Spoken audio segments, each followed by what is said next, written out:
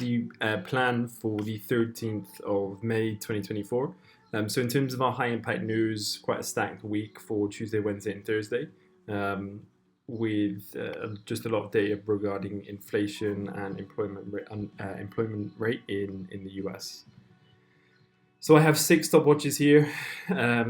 Most of them because of high impact news. I'm really gonna have to hold self-discipline and really pick shots wisely in order to really just not get smashed this week essentially. So these are top watches, the ones that are the most clear in terms of PA and sort of direction, draws on liquidity. It doesn't mean I'm going to take all of the trades. Some could line up this week, next week. It's all just a case of really looking at the long term, intermediate term, and the short term perspective if it gives me the signals that I want. So we're going to start off with US dollar Swiss. In terms of the likely draw on liquidity is this gap down here. So you can see this is essentially a sell side, buy side imbalance with a buy side, sell side imbalance. So this is a huge gap with also a weekly fair value gap overlined. So I would likely assume this is the most probable draw in terms of price. You can see price has reacted off of this rejection block. With no candles closing above, with this huge wick and sort of displacement lower on the lower time frame. So on the daily, this would be a daily breaker block with a fair value gap. So I want to see price essentially draw back up into that fair value gap and see the exact same market structure, a fractal structure on the H1 within this daily POI. So daily fair value gap, I want to see a H1 draw up into this gap and see the exact same structure here within here, and then within the H1 fair value gap or order block, I want to drop down into the 15. Look out for open high low closes on the day above midnight open, reacting off order blocks or essentially a H1 market maker sell model here.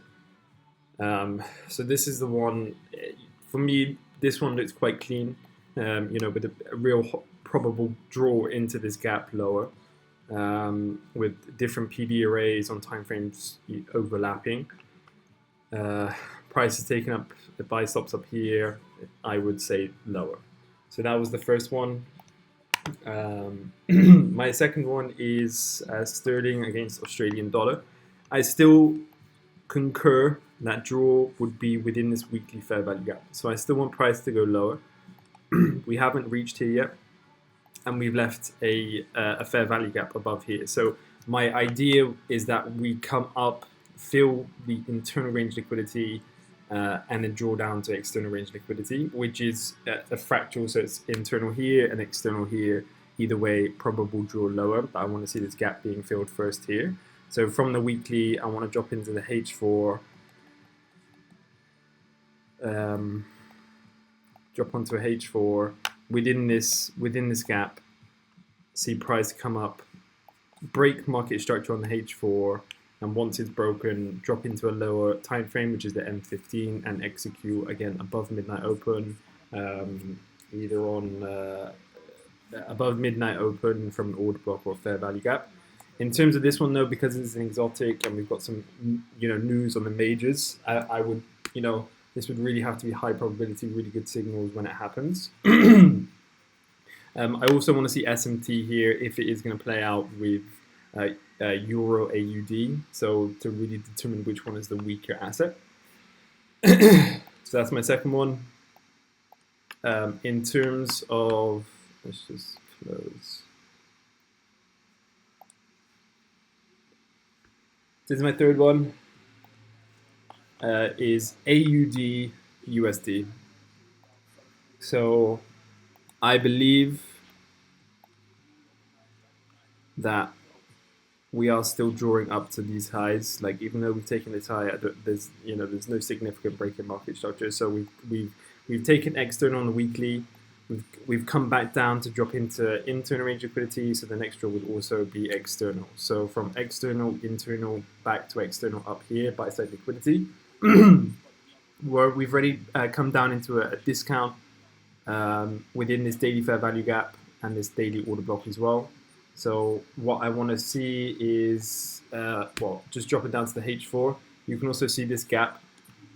So for next week, I want to see price to come down into this gap, break market structure on ideally the H1 or M15, and then enter. Again, being very wary of high impact news. So this fair value gap is in discount as well. So I do want to see price come back down and then break market structure. You know, it could be on the, because this is H4. It could be fairly nice on M15. And then I'm still real bullish on gold and silver. Like I mentioned last week, we're in internal weekly. Yeah, we're in internal weekly. In discount, I still feel like the draw is to the external range liquidity. So on a weekly, I'm just going to drop down to H1 to the daily.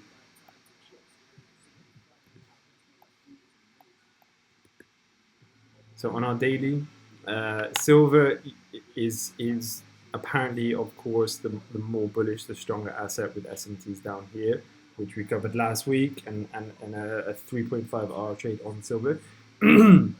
So on gold, we've got this daily fair value gap, and also on silver, we've got a daily fair value gap. So I want to see price come back down into discount. I want to see SMT here with either asset, see which one's the stronger one. So with an hourly retracement into discount, SMT, and then the leg up higher as well. So bullish on both assets. We're going to be looking at H1 intraday and seeing how we can go. So there's my two. And then lastly, I like oil. I do like oil right now. I think we've come up to a huge premium in both, you know, yeah, obviously correlated premium. You know, you can class this as an order block here, which a huge displacement. So it's quite clear on here as well. No candles actually closing.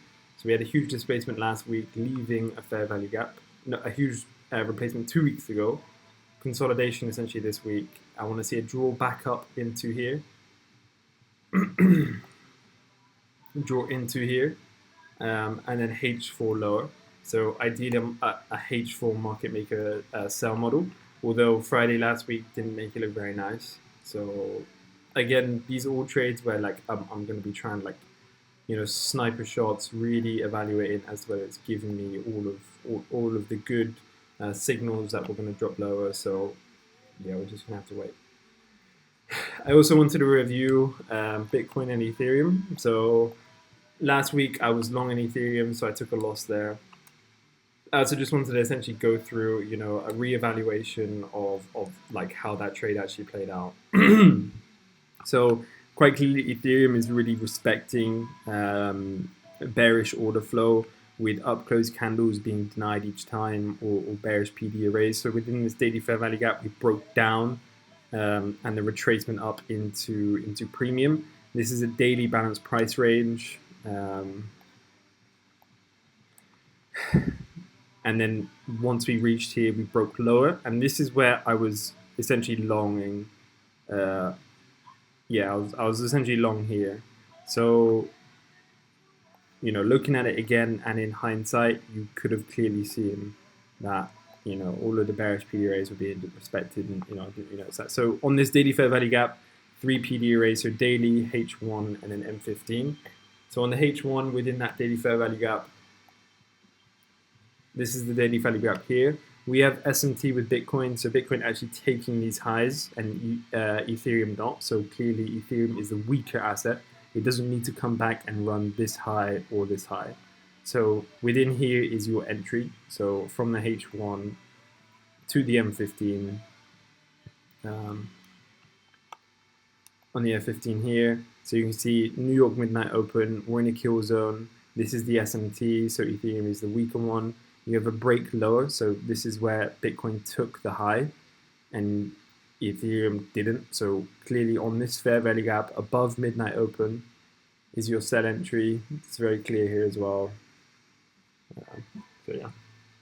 So those are my top watches: Euro Swiss, US Swiss, Sterling AUD, AUD USD, gold, silver, and also oil. We'll see what we get.